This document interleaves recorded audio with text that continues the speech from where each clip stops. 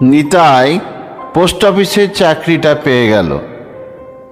ধরণীপুর জেলার যত গ্রাম বা টাউন আছে সবাইয়ের বাড়ি বাড়ি, দপ্তরে দপ্তরে, বিভিন্ন প্রতিষ্ঠানে ও সঙ্গে চিঠি বিলোনোই ওর কাজ।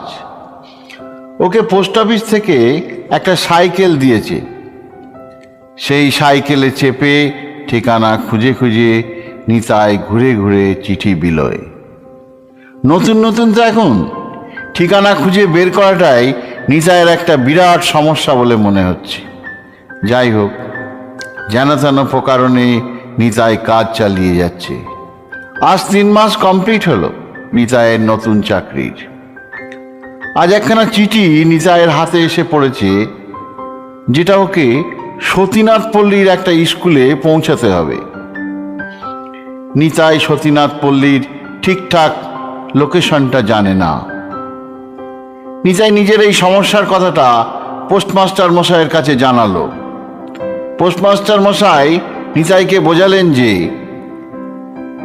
ধরণীপুর জেলার পূর্ব দিক ধরে একটু ডান দিকে গেলি আদি পুষ্কর খাল, সেই খালটা পেরোলেই সতীনাথ পল্লী পাওয়া যাবে।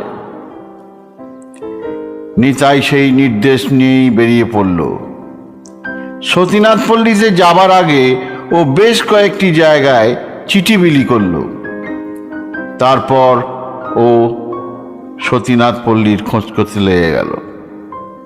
ধরণীপুর জেলা কম জায়গা জুড়ে নয়। পূর্ব দিক ধরে সাইকেল চালাতে চালাতে নিতাই ক্লান্ত হয়ে পড়ল। তবুও সতীনাথ পল্লী আর খুঁজে পেল না।